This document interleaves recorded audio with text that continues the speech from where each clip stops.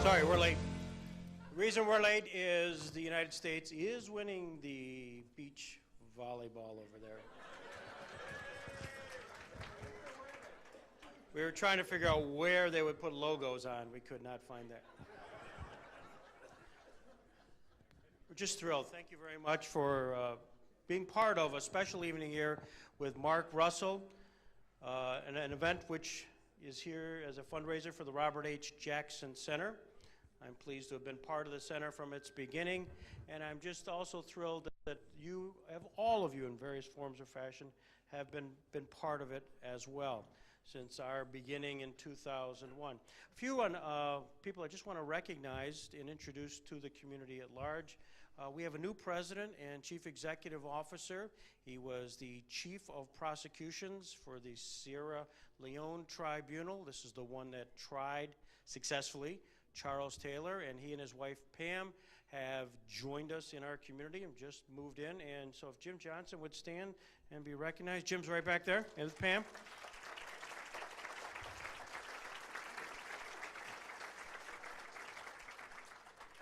We also have a new director of development, and I would hope you would all get to know her. Deb Pecos. Deb, also. Deb, stand up. Right there. And also, I'd be remiss if I didn't introduce, we have a number of staff members here today, but foremost among them, and the person who runs all of our lives, is Carol Drake. Carol.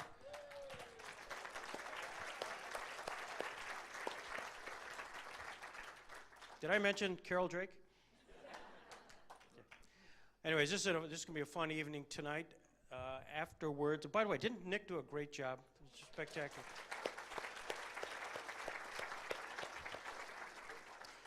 I want to thank Van McConnon, who made this great place available, to Tom Farai and Patty Sentai. Thank you very much for organizing this. This is really a major undertaking. Thank you. And before we get started, it's good to recognize a seminal event is occurring here in the next few weeks, and that is the 80th birthday of our guest tonight, Mark Russell. So if somebody would like to lead of singing happy birthday, I would receive that. Birthday to you, happy birthday to you, happy birthday.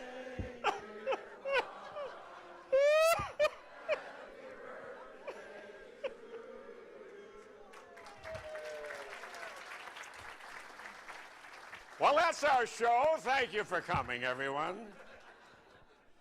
By the way, just a program note, after we conclude, hopefully you will stay around, and there'll be a reception afterwards, of which we have wine and chocolates and a variety of other desserts and an opportunity, and we thank Johnson Estate for making that all available.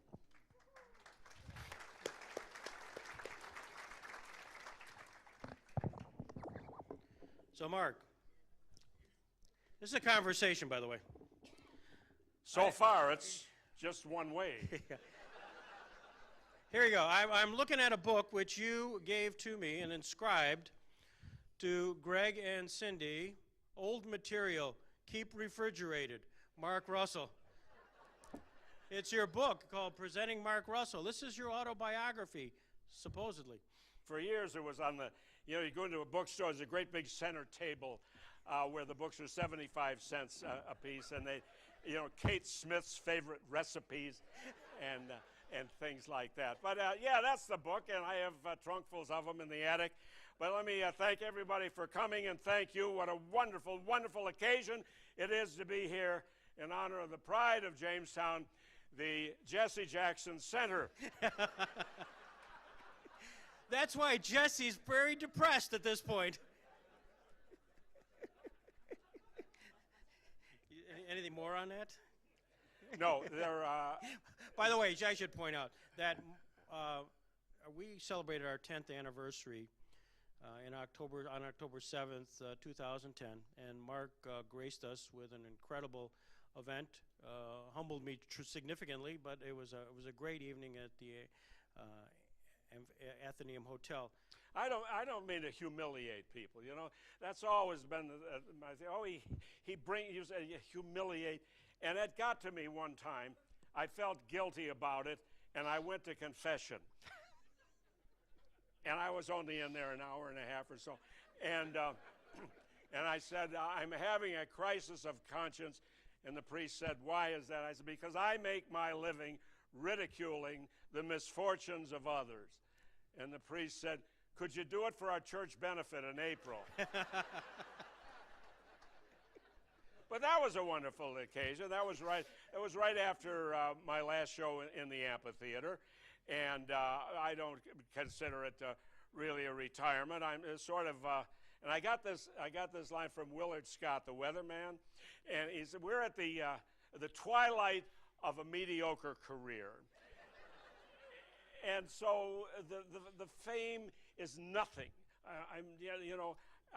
I've never been indicted. I never lost a product. I never was in prison. And so that means as a political satirist, I have failed. When you compare the fame of, for example, this great Olympic star now, Gabby Douglas, my gosh, and people like Bruce Springsteen. There's an article about him in last week's New Yorker magazine. And Gabby Douglas now has beaten Wheaties. She's going to be on the box of Kellogg's Corn Flakes. See, I never got anywhere near that. One time, an agent came to me. They wanted to put me on a box of Metamucil. That was about it. Other than that. You mentioned Gabby. Are you watching the Olympics? Are you No. paying attention? No. To me, and I would feel better if a lot of you agreed with me, if you watch the Olympics in this area, they are ruined by that goddamn Fusillo commercial with the huge guy. Disgusting. And if yeah, fine. Yeah, I'll bet you're proud of that, Buffalo. I really, you should boycott that car dealer and run him out of town. He's on every 10 minutes on the Olympics. And anyway, said enough about that. No, but the opening ceremonies where the Queen just didn't get into it. You know, in other words, she parachuted out of there, right? And then the thing was, the gag would have her come out, see? And she just looked like she was about to be ill. I mean, they shouldn't have told her, oh, parachute, really? I don't parachute. And so she came out, and she looked like she was on her way to the Tower of London for beheading, you know? And then Paul McCartney, who looked like just another old guy at a karaoke bar. I'm sorry. Oh.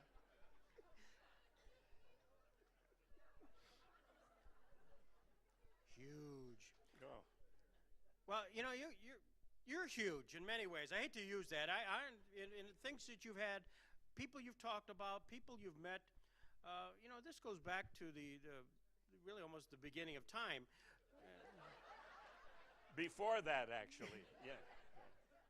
You know, you of course have connections throughout with Canisius. In fact, we have some graduates of Canisius High School, right? Right, folks? There we go. That was. He's lucky he can get his arm up. You know?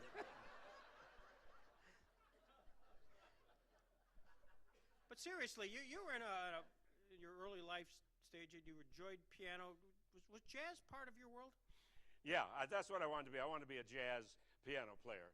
And when you only know 3 chords, that can be limiting. I mean, I would have been a great Cajun musician, you know. One critic wrote, "An evening with Mark Russell is like an evening of polka music." You know, that's an honor.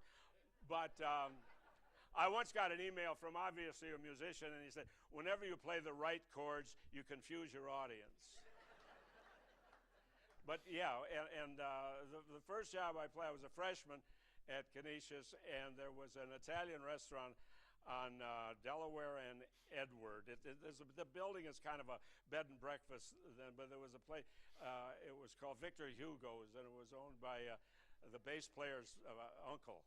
There was a bass player, Eddie Canada, and then a guitar player, Joe Mangano, and I was the Gentile. And so we played, we only knew 10 songs. We keep playing them over and over and over again.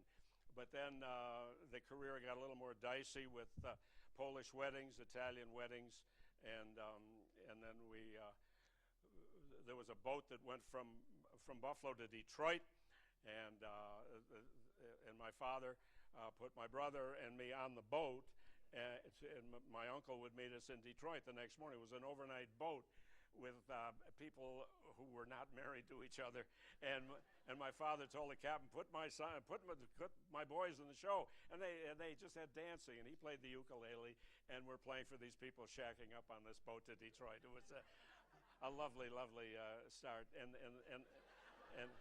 then I moved to Washington, where that was done on a bigger scale.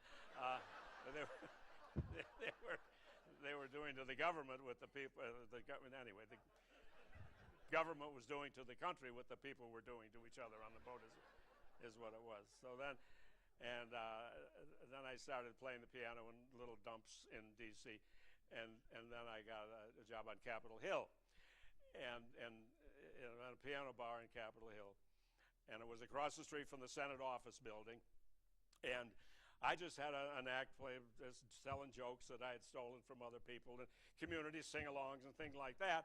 And so people weren't very attentive, and so a congressman said to me one time, he said, well, if you want people to pay attention, you watch what we're doing. I mean, that's how naive I was. And so we have across the street what are known as hearings, really hearings. And so the first hearing I went over to in the Senate office building in the caucus room. That's the traditional, that's where you've seen Supreme Court justice nominees, Oliver North, and then going back to Joseph McCarthy, who's back again, isn't he?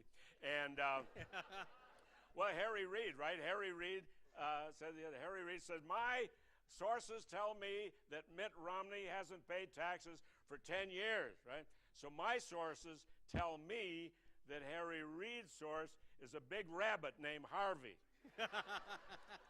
So anyway, so one of the first hearings, they were going after Castro. The CIA had hired somebody to go, a mafia figure, to go down to Cuba and knock off Fidel Castro, assassinate Castro. And so and I was in the hearing room that day. See, so the committee chairman was Southern. They usually are. And the guy's name was John Roselli, Johnny Roselli. So the chairman says, Mr. Roselli, what? I say, what? Now, where I got that from, it was from Senator Claghorn. Yeah. The old Fred Allen radio show. Some of you remember, all of you remember Senator Claghorn. So he was the stereotypical Southern senator, and the way Fred Allen would write this, I have never heard a Southerner say, ever. See, any more than I ever heard a Frenchman say, ooh la la. They just don't. So he said, Mr. Roselli, what? What is your occupation? Mr. Chairman, I'm a notorious underworld figure and prominent gangland hitman. And how long have you been with the government? That was my first hearing. So then I had been, and then I went over across town to the Shoreham Hotel, which was the fanciest hotel in town. And I was there 20 years, but I was there 14 years before 3 men from Buffalo came in to the room, into the lounge, from WNED. And they said, we got the station in Buffalo. I don't think they even knew I was from Buffalo, and we'd like to do a pilot in Buffalo, do exactly what you're doing here. And so we went up there. I went up there, and we did a pilot, and the rest of the stations picked it up, and we were on for 32 years. And so that was a nice thing. Yeah. By the way, Mark, I watched, I think, all 32 years, and in all 32 years at Buffalo, Judge Martocci was always in where he is right now, right there, you know. Judge Martocci, he's a Republican, and he's on the short list. Really? Yeah. Well, I mean, there are Republicans these days, and there are Republicans. Judge Martocci is of the old school Republicans. These are Republicans who still eat with a knife and fork. But I have it on highest authority that he's on the short list to be Mitt Romney if Romney makes it Attorney General. A list that includes Carl Palladino,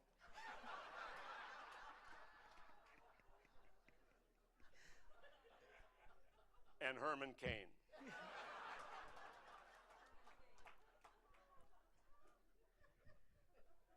This could be a long reception. You talked about going on the Hill, hearings, et cetera, and you talked about the Supreme Court. In case you didn't know, Robert Jackson was a Supreme Court justice. And you had a chance to actually be up close and personal to our current Chief Justice, John Roberts, on a couple of occasions.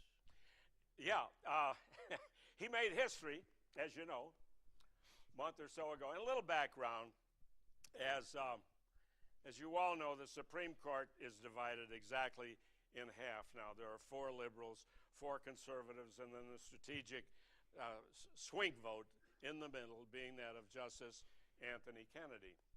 Although, like many of us, Justice Kennedy does not swing like he used to. Now, the liberals are loose constructionists of the Constitution. They believe in a living, breathing, expandable Constitution to fit the time. On the other side, the conservatives consider themselves to be constitutional originalists. Originalist Constitution cast in stone. They claim to know the exact meaning of the Constitution. Every morning, Justice Scalia says to his secretary, "Get me James Madison on the phone." If he's not that, I'll talk to Jefferson.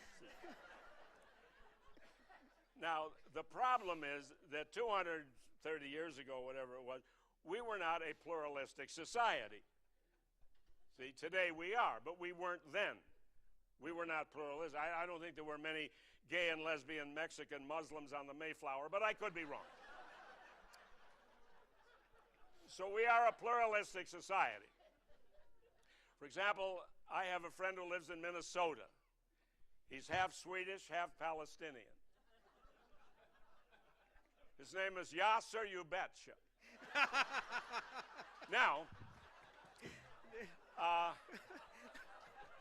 so the other day,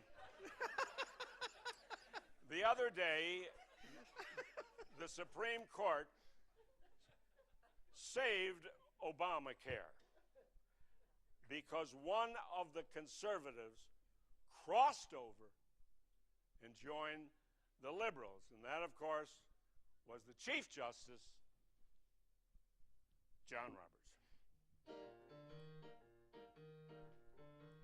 John Roberts was a quiet man and well-versed in the law. When he arrived upon the court, the right liked what it saw. His opinions coincided with Scalia perfectly. Like that citizen. Will somebody turn off the bongos here? The bongos are on. Nicholas, quick! Nicholas, big hand for Nicholas! Big old Nick!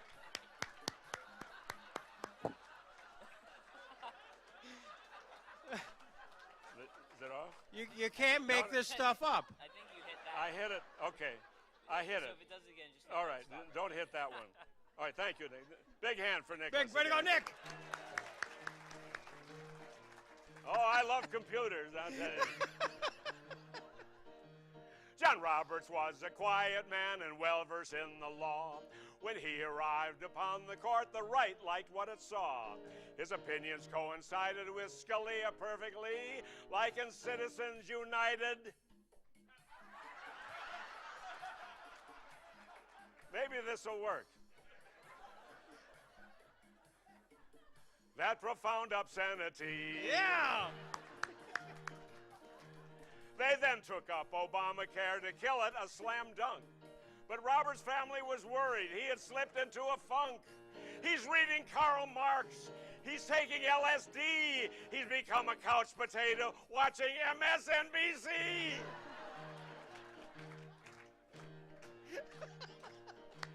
He dusted off his college albums of the Grateful Dead and had a vision that a penalty is just instead. His opinion now is history the liberals would defend. All hail the new John Roberts, Barack Obama's new best friend. There we have it. All right.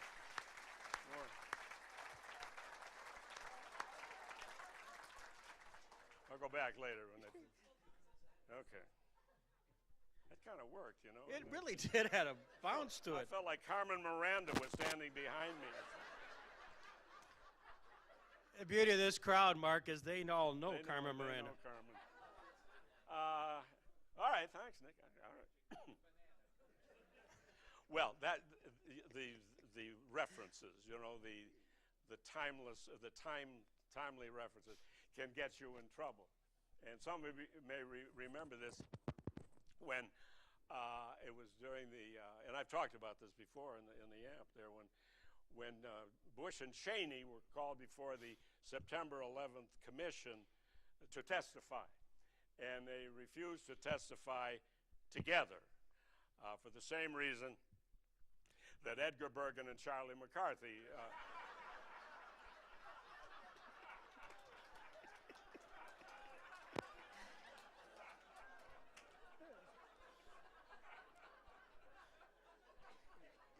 see, and I would pick out a young person in the audience and say, Good luck. Yeah, I said Edgar Bergen was a ventriloquist, and Charlie McCarthy, of course, was that infamous senator from Wisconsin.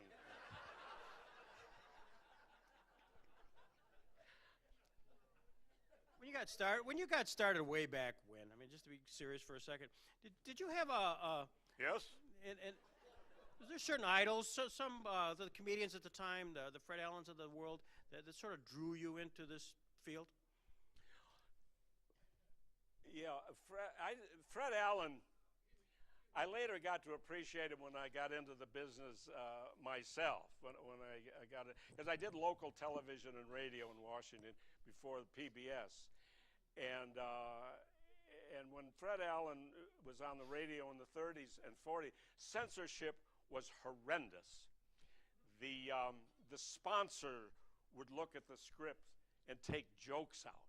You know, the guy from Chesterfield Cigarettes would say that joke has got to go.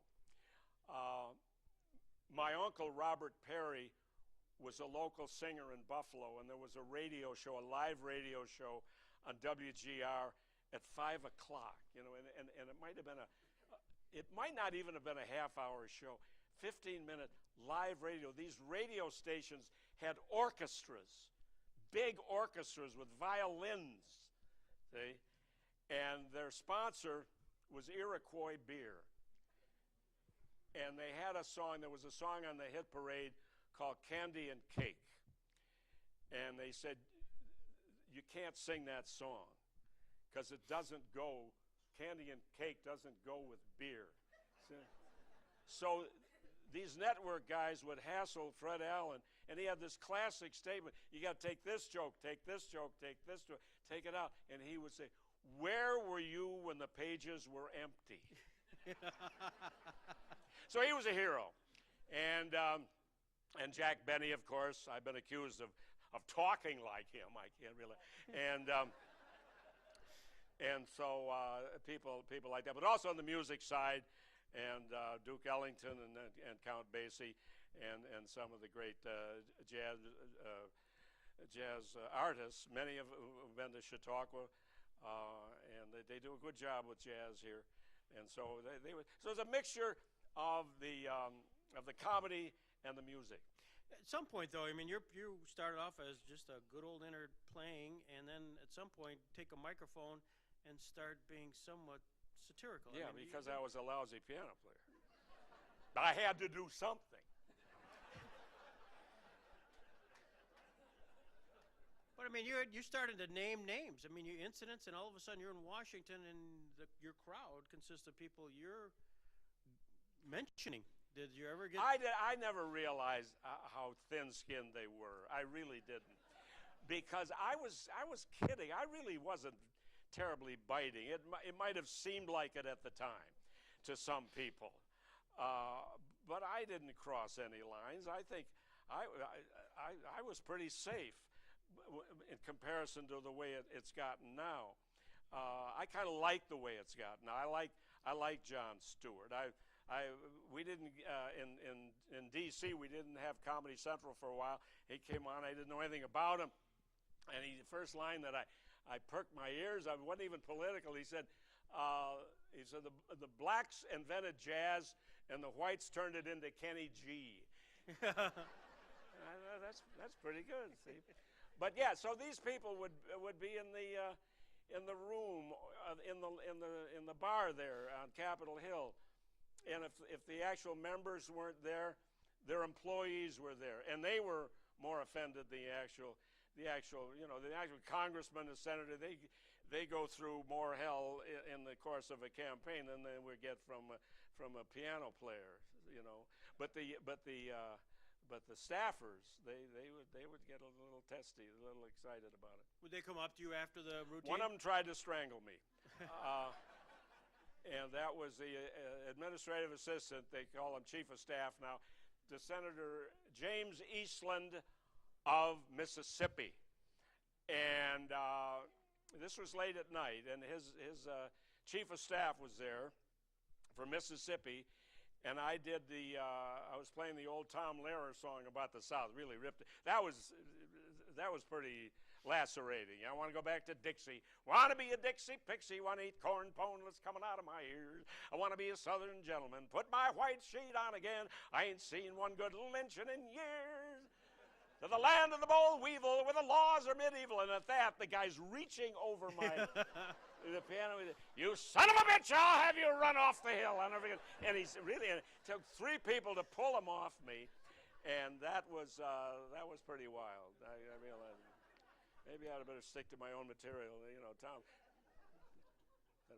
Lehrer was another hero of mine, by the way. Yeah. Did you have, you took on everybody, and including presidents. Did you ever get any correspondence from any of the presidents? Did you ever meet them? Did they have any chance to ever react to you? No, and I wish I had, because then it would have been better for my career. Wouldn't that be wonderful? Yeah. I mean, it would be. There was a. No, what was it? Russell Long of Louisiana got upset one night. And so I don't even, it wasn't about him, but it was about something. And these things always happen late at night, with me and the politician and Mr. Jack Daniels, Mr. Johnny Walker, and he got upset, and there was a reporter in there, and there was a headline in Variety. There was Russell Long was the senator, and there was me, and there was Russell versus Russell. So that was kind of nice. But there wasn't enough of that. Not enough of it. It's too late now. Here at the twilight. Well, it wasn't that long ago. You were at an event where you were commenting that you sat between a priest and. Oh, is that where you were going before with John Roberts? With you, I have no idea where it will end up. All right. But I am trying to reel it back in. Yeah. This was. Whatever notes. This was a big Irish event, the Friendly Sons of St. Patrick, right, in Washington. It's usually stag event, all men, and you know, and if it was not stag, no woman would want to go to the thing anyway. See, and so I was at the head table between Chief Justice Roberts and the Cardinal Archbishop of Washington, and so I'm between them. See, and so I went on. I got up there and I said, "Wow, what an honor! What an honor! My goodness, I'm sitting." And Roberts was brand new then. We were just fresh off of his confirmation hearings, and Cardinal McCarrick. Yeah. So I said, "Wow, what an honor! I'm between the Chief Justice and the Cardinal Archbishop of Washington. What an honor!" Well, I was filling in the Chief Justice on some of the finer points of law. The presidential powers and everything. Well, the room got so still and quiet, whereas 5 minutes earlier they were all loud and, you know, singing Irish songs and things. And I'm thinking, I'm out on a limb now. What am I going to do? What am I going to do?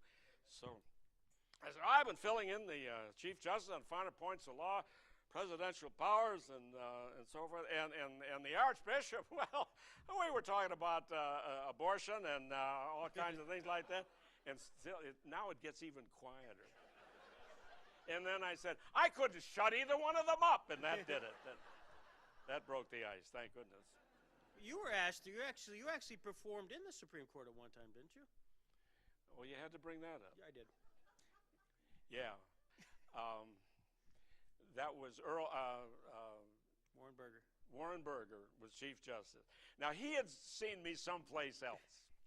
He thought, he caught me on a good night somewhere else, at a banquet or something, and he thought it would be a good idea for me to come and do this very prestigious dinner in the Supreme Court, in the big reception room across from the chamber. Mm-hmm. And it was called the Fred Vinson Dinner, named after Chief Justice Fred Vinson.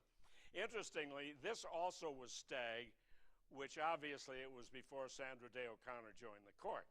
It was all men and all mostly judges and everything.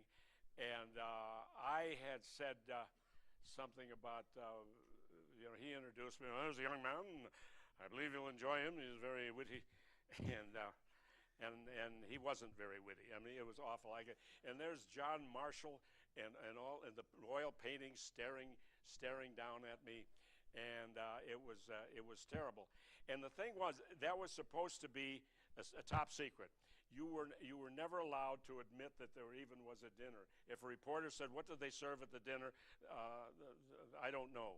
What was said at the dinner? I don't know. Why don't you know? Because there was no dinner.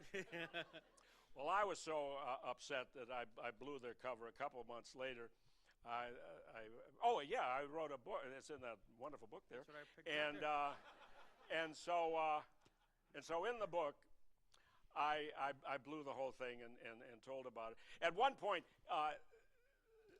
Burger fashioned himself as being a gourmet cook, and so they claimed that he planned this whole menu for this thing, and they were serving mussels. Now I'm next to him, and the owner of the Washington Star and a couple of television stations, Joe Albritton, the wealthiest man in Washington, is really ticked off because I'm between him and the Chief Justice. He is really upset, and so am I. I want to be a mile away, let alone right next. I didn't know what to talk about, see. And so here's a mussel. Well, there's every mussel. And I said, Mr. Chief Justice, what are cockles? Now, Albritton wants to hit me, and I beg your pardon? Cockles, the Irish song, cockles and mussels, alive, alive, oh. Now he calls the maitre d', Alfred, could you find, I don't care what they are, I'm just trying to make conversation. What are cockles? Cockles, well, Mr. Chief Justice, I don't know. I look it up. Oh, no, I don't care if he looks it up. So he's gone about 10 minutes, and it's awful. And now Albritton finally gets to the Chief Justice, and I'm sitting back like this. And he comes back, cockles, yes, Mr. Chief Justice, you wanted to know about cockles? Yes, Alfred, what are cockles? He says, cockles are mussels. So, on the strength of that chapter there, a local magazine, the Washingtonian, did a cover story, The Day I Laid an Egg at the Supreme Court. And we posed of me laying an egg. I'm standing up, and I've got a microphone, and we spray painted a watermelon white, and I'm looking down like that, and that's the egg I laid at the Supreme Court. While you're up, do you want to play a song? Do you want to try one? Oh, I don't know. Yeah, if okay, this sort of leads up to the maybe if a. Okay, it's working. Thank you. Well, a few weeks ago, I didn't touch a thing. I touched nothing. Where's Nick?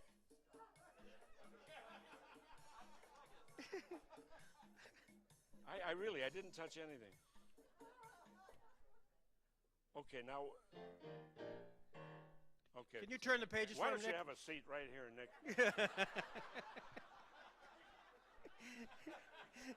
Thank you. So a few weeks ago, when I left Washington, that whining city on a hill, and when you leave Washington, there's these signs along the highway, now leaving Washington, resume ethical behavior. And I left Congress in its usual state of gridlock. Gridlock in Washington is just another word for normal. And the best example of that was a few months ago, they wanted to commemorate the holiday Cinco de Mayo, and they couldn't agree on a date. Now, since I was last here, New York State has legalized same-sex marriage, which paves the way for Donald Trump to be engaged to himself.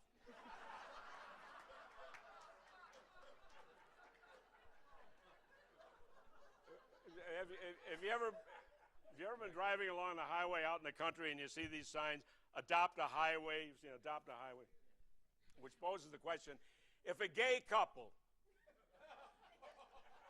adopts a highway, will the highway grow up to be straight? So another thing that they did last year in Congress, I think is a good thing, they did away with don't ask, don't tell in the military. And there have been dire predictions. Oh, this is going to be a mistake. And we're gays serving openly in the military. And it's working fine. Oh, there's a couple of changes, like every morning at Reveille, the Army buglers play show tunes, but other than that. But I worry about the future. I saw one statistic said by the year 2020, that year alone, 250,000 Americans will reach the age of 100. And they will all have valid Florida driver's licenses. Now, in this campaign, there are hard, fast rules of politics that never change. One rule is that no Republican ever reached the White House without spending more time in Ohio than he really wanted to. And the other one is that, what is the other one? The other one is, well, I forget the other one. Anyway, oh yeah, no candidate, Democrat or Republican, ever got the women's vote if they reminded them of their ex-husbands. Which brings us to Mitt Romney. Now, Romney was in a little accident the other day, nothing serious. He's all right, but what happened? He had his left turn signal on, and he made a right-hand turn.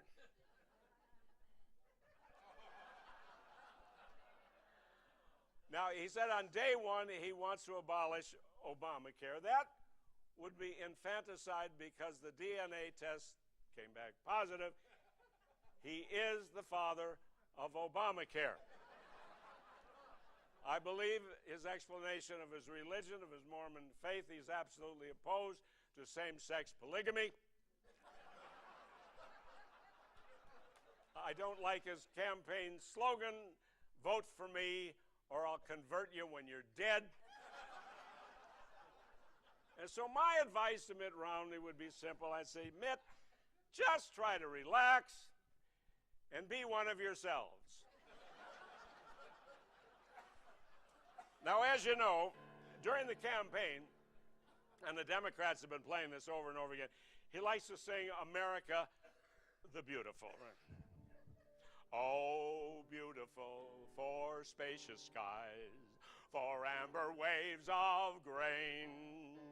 My money is in Switzerland, and some is in Bahrain. So vote for me, a businessman, as president I'll reign. But please don't ask what year it was when I left my job at Bain. My tax return is hidden in an offshore cave. Go look. One of my favorite heroes said it best, I'm not a crook. As president, I promise I'll still be singing this refrain. And maybe then I will remember when I left my job at Bain. When I left my job at Bain. Yeah. So he's got the nomination. And look who he beat in the primaries. Michelle Bachmann. Rick Perry, Herman Cain, Rick Santorum, and Newt Gingrich. That's like beating the Three Stooges and Laurel and Hardy. So we begin with the Congresswoman from Minnesota, Michelle Bachmann. Now, Michelle Bachmann and all of these people, they were number one in the polls at one point. And she was, about a year ago, she was number one in the polls. Well, then she slipped and she had to pull out, and we hadn't heard a thing from her in months until just a couple of weeks ago when she missed the limelight and she missed the attention. Oh, and so she decided to root out Muslims in the government.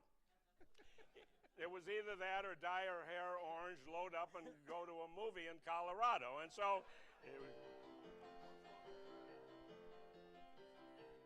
Michelle, with her lame opinions strictly off the wall, seeing Muslims under every bed and under every carpet, even in the State Department, her conspiracies were led by her husband's dedication to forcing gays into becoming straight.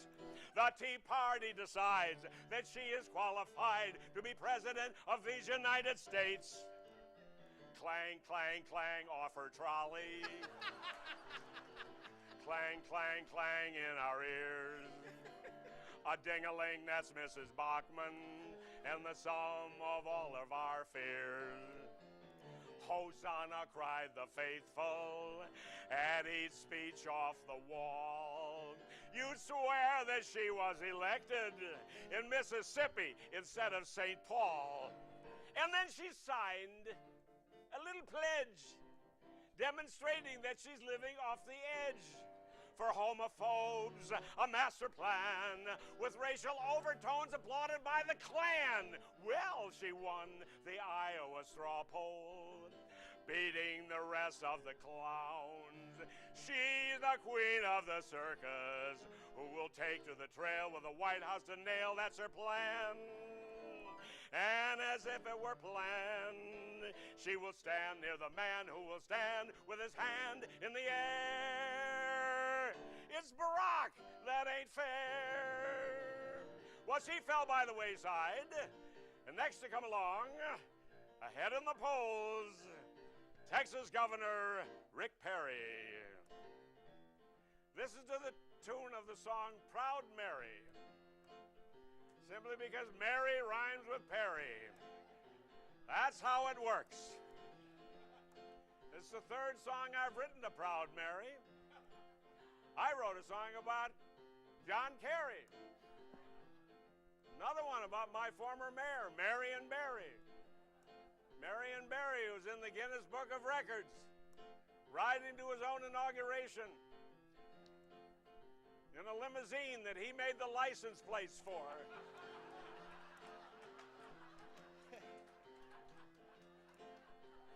Proud Perry, tall in the saddle, out of shooting number 9 to jump in the race. Got that John Wayne swagger all over the place. Got that Texas twang for certain. He makes Bush sound like Richard Burton. Burton, Burton. Bush sound like Richard Burton. Rick Perry has a one-word legacy. You remember in the primaries they said if he was president he would abolish 3 cabinets, but he could only think of one of them? His one-word legacy is the word oops. Proud Perry dissed Bernanke, called him a traitor, won't let it pass. Said if he comes to Texas, we'll kick his ass. I'm skeptical of evolution. The Garden of Eden was in Houston. Houston. Garden of Eden was in Houston. Proud Perry raised a lot of money. On the nomination, he's got a lock painted over the N-word on his rock. Remember that?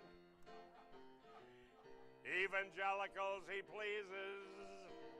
Rick's very tight with Jesus. Proud Perry, proud of his record. Got a big jobs program that's in full swing, mostly at McDonald's and Burger King. A Perry the candidate, it must be said. We need another Texas like a hole in the head. There we have it. Now, he fell by the wayside. Next to come along, a very affable gentleman, very congenial gentleman, a businessman, Herman Cain. The reign of Cain stays mainly in his brain. Is down the drain with Herman Cain's campaign. 4 women did complain. It was Cain. It was Cain. Why were they put upon? Because he was too hands-on. The reign of Cain stays mainly in his brain. Well, he soon ran out of hope. There was no hope. Why? They found the smoking grope.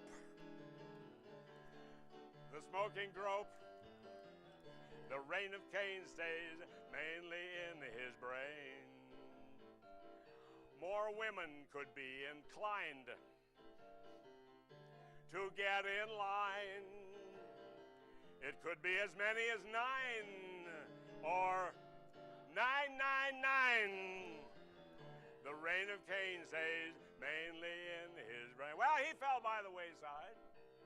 Next to come along is former Pennsylvania Senator Rick Santorum. Rick Santorum is a good man.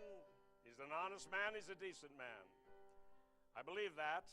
I also believe that if he were the nominee, his running mate would be a guy named Benedict the 16th.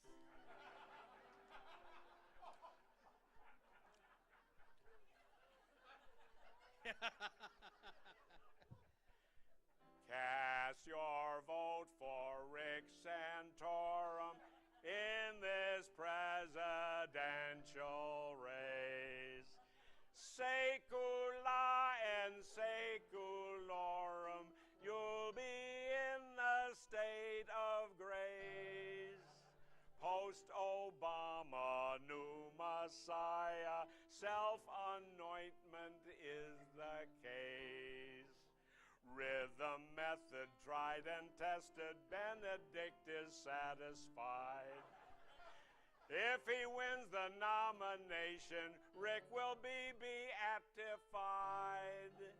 Then he'll gain a big momentum, taking voters for a ride.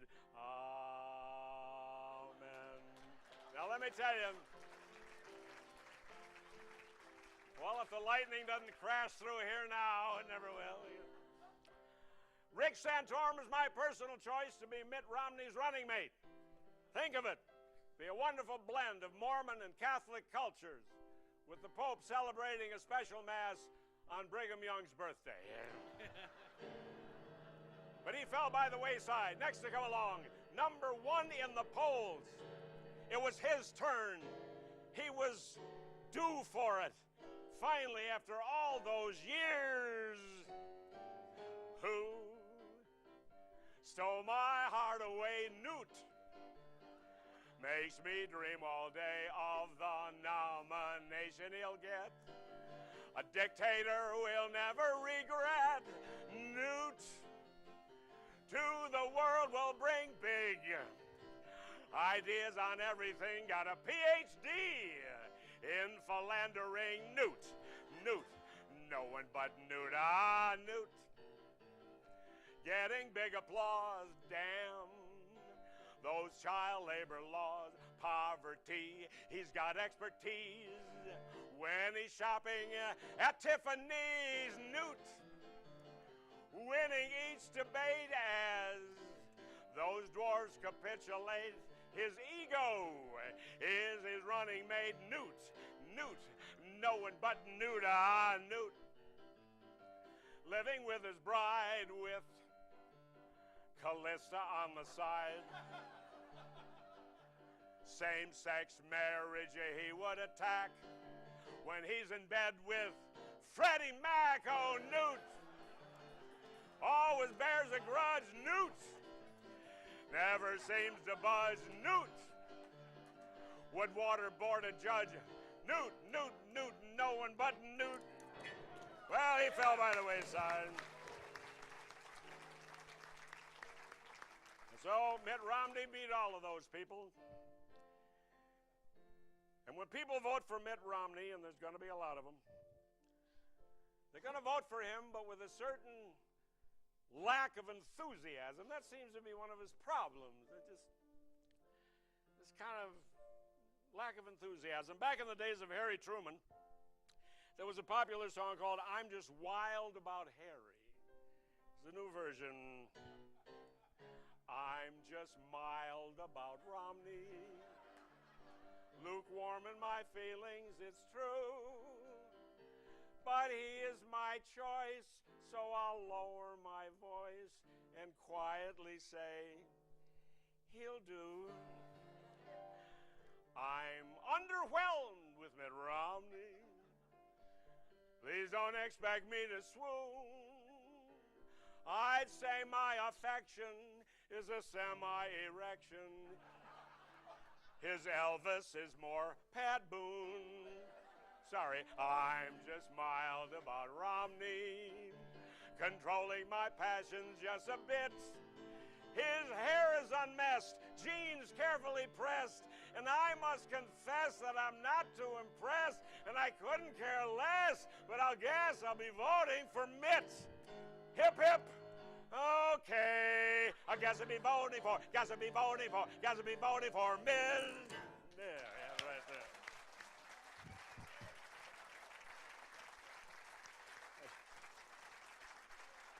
Oh, thank you.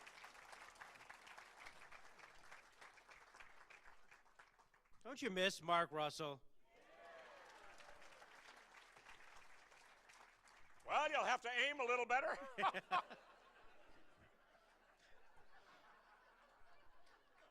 Thank you. Yeah. By the way, you've been Washington quite a bit, as you know, most of your life.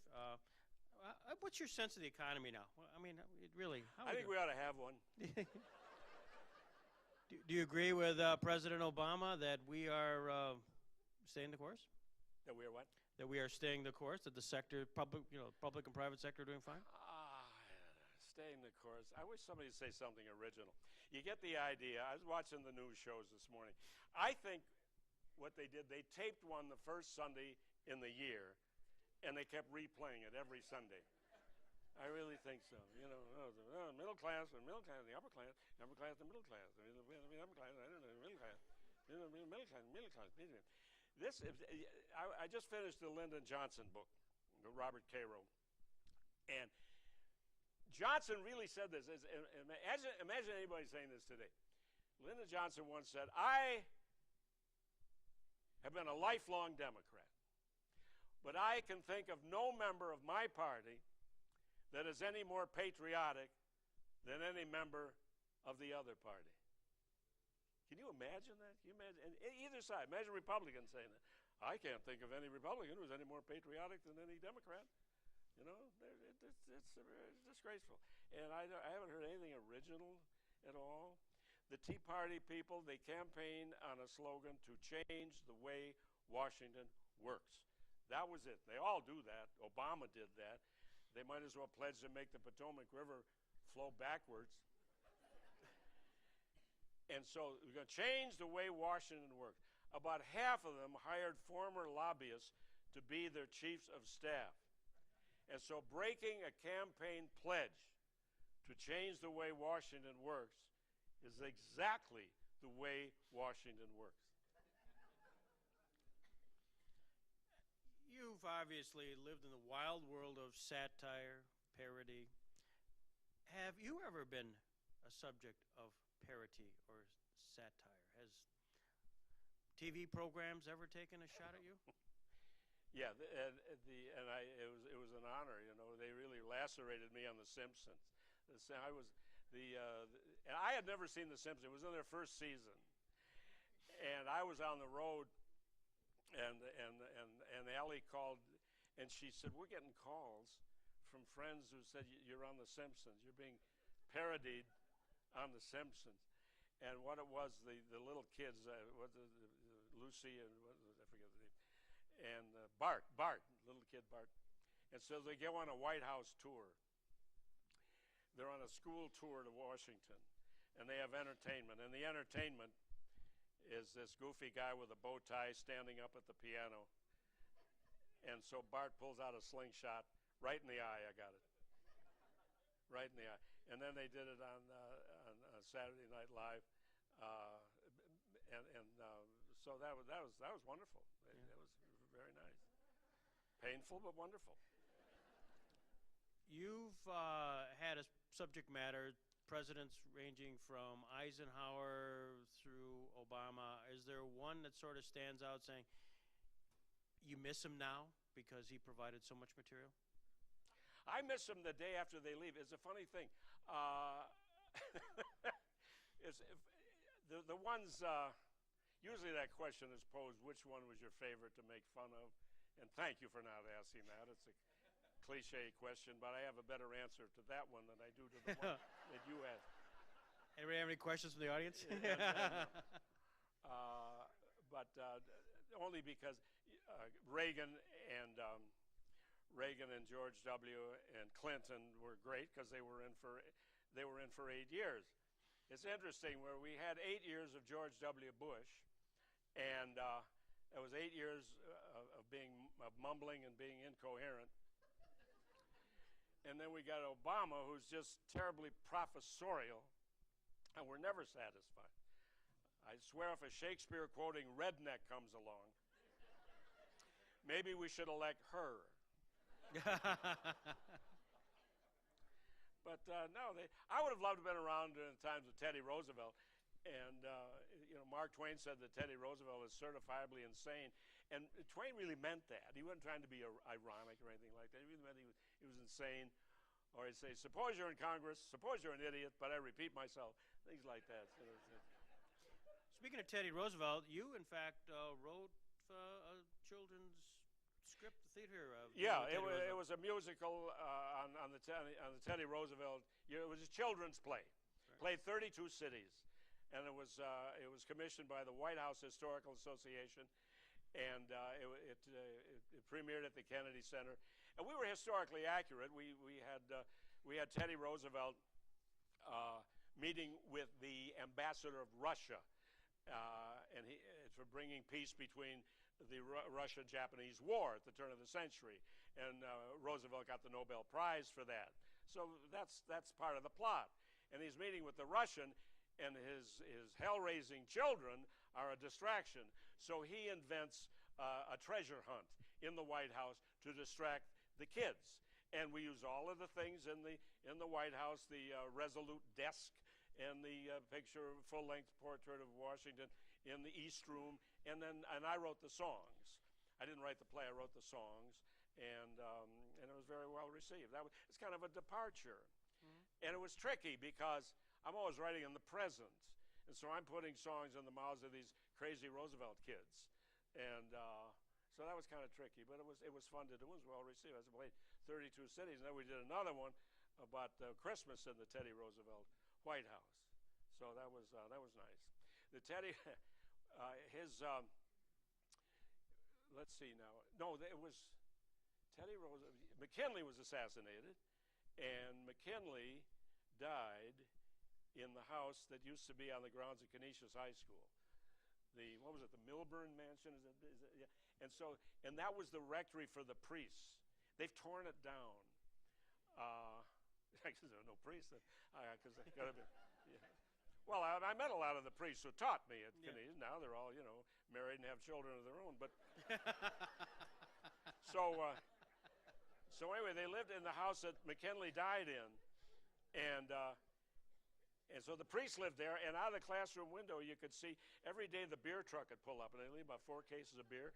And then you wait about 5 minutes, and the dairy truck would leave a little bottle of cream. They put the cream. They had a cat, and so they put it on top of the beer. That was called a Segway, a bad one, but it was a Segway. I got it, Jim. Yep. You played, obviously, throughout the world, and playing at Chautauqua, a place which is somewhat home.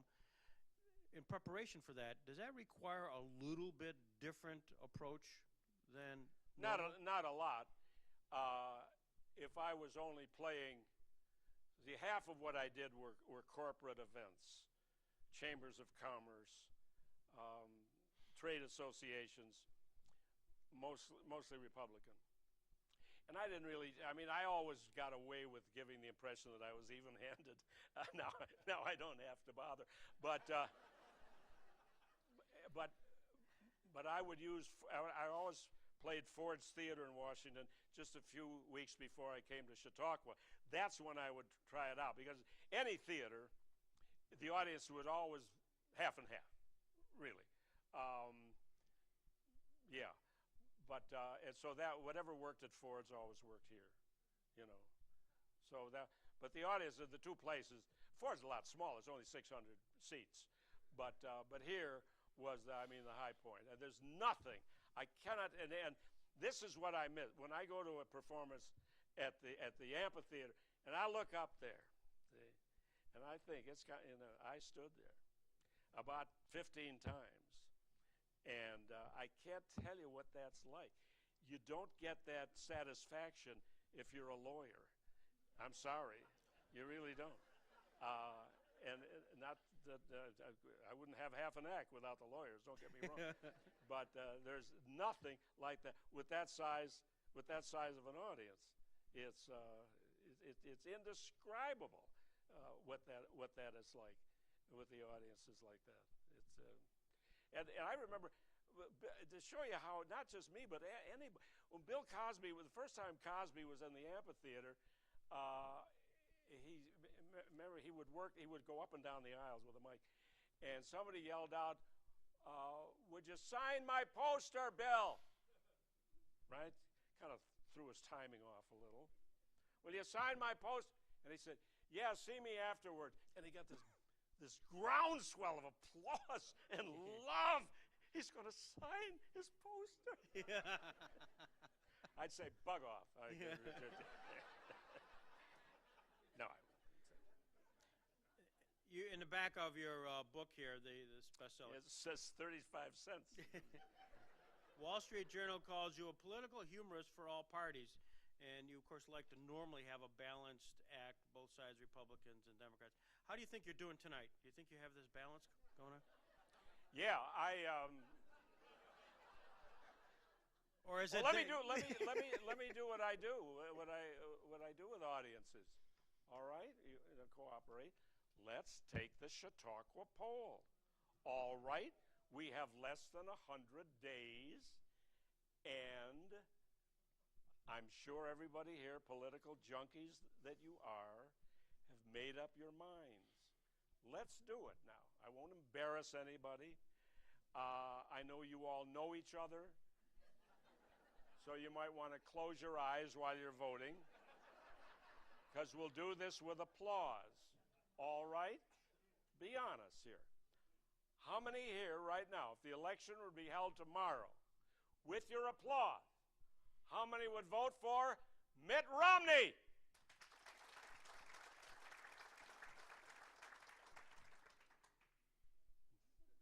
Barack Obama?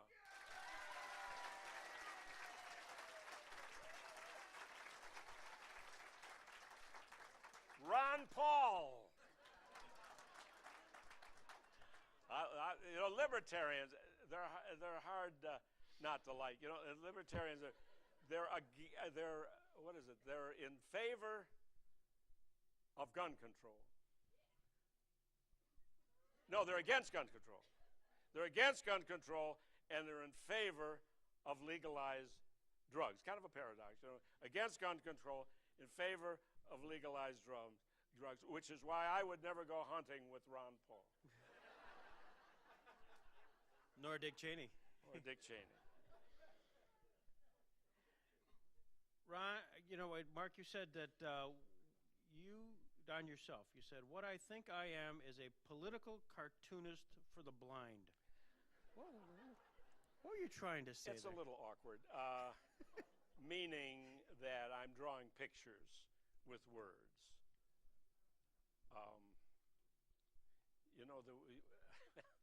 That's all I meant. It's no great, profound thing. A dear friend of mine who passed away recently, Jim Reeder, and we did a humor class, and some of you were there. And this man was a wonderful storyteller. He was a Washington lawyer, and he was a Louisiana good old boy, and he told these wonderful Cajun jokes, any kind of jokes. We could sit for hours and spin off. So it was 3 days, and the first 2 days were us, and then day 3 was open mic, and he said, now, on Wednesday, you folks are going to tell it, have a joke ready. And there was a young man there, and he was blind. And he got up, and he said, why aren't there any blind bungee jumpers? And, we kind of cringed. And, but, well, he's blind, he tell a joke. Why aren't there any blind bungee jumpers? And the answer is, it's too rough on the dog.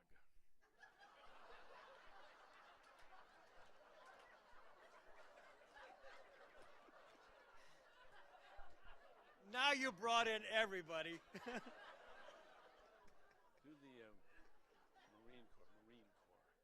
Marine Corps. I was in the Marine.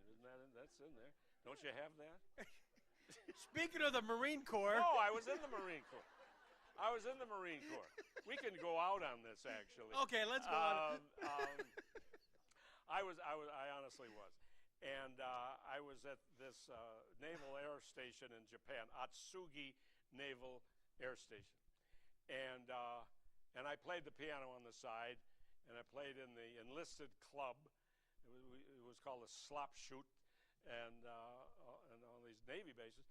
And I had a little trio. I had a bass player, kid from Brooklyn named Zelinsky, and a drummer, I guess. And I sang my selection of songs at the time, which were kind of little smutty, little risque songs. I was a Marine. I was 20 years old. And so one night, there was a young kid from the chaplain's office, the Navy chaplain's office. He was horrified at this, and he wrote a letter to the base paper of the filth and the smut of these Marines and these guys playing in the EM club. Zelensky and I are called before the base commander, a full Navy captain, right? So we go in there, and we're standing at attention in front of his desk, and he's got the paper in front of him. What's this about? What's this about? Now, Zelensky, at this point, breaks attention, reaches over, grabs 2 pencils off the captain's desk, and he said, "We'll show you, sir. Hit it, Russ." And I don't know.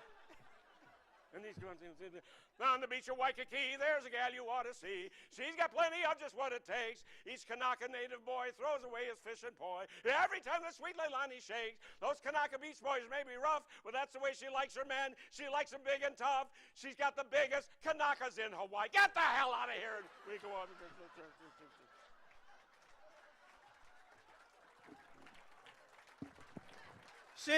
Since he was standing, so should we. Let's thank Mark Russell. My friends, please, my friends, thank you. Thank you very much. Thank you, Greg. Thank you, Greg. Thank you, Van. And thank you, Nick. Thanks, Carmen Miranda. So we laugh at ourselves in America. Going back in a few weeks to our nation's capital, the capital of the greatest country in the world, Washington, D.C., where we have the ability to do what I'm going to ask you to do right now. And that's turn to the person next to you. Reach out your hand and say, "Give me all your money." And so with profound gratitude, I leave you with the exact words that members of Congress say to each other every Wednesday. Have a nice weekend. Thank you very much. Thank you indeed. Thank you. All right. All right.